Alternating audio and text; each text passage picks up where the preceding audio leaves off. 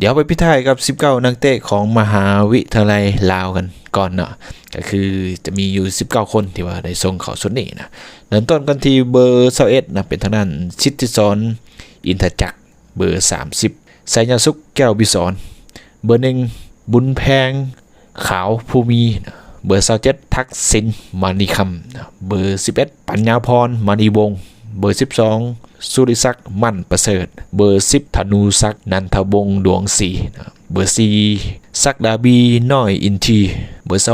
25ทวีศักดิ์พันธวงศ์เบอร์24ไสปัญญาเพชรยาลาดเบอร์23เพชรบีไซพิมพ์เสนเบอร์17อภิสิทธิ์ภูลสวัสดิ์เบอร์5ชัยชนะศรีหาราชเบอร์8คำเก่ง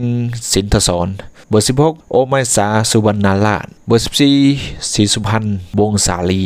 เบอร์7ศรีกันดาไซสงครามเบอร์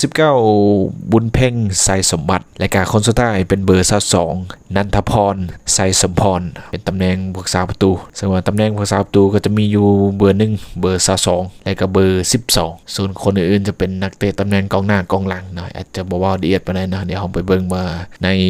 มื้อแรงเนาะก็คือโค้ชอัมไพวัน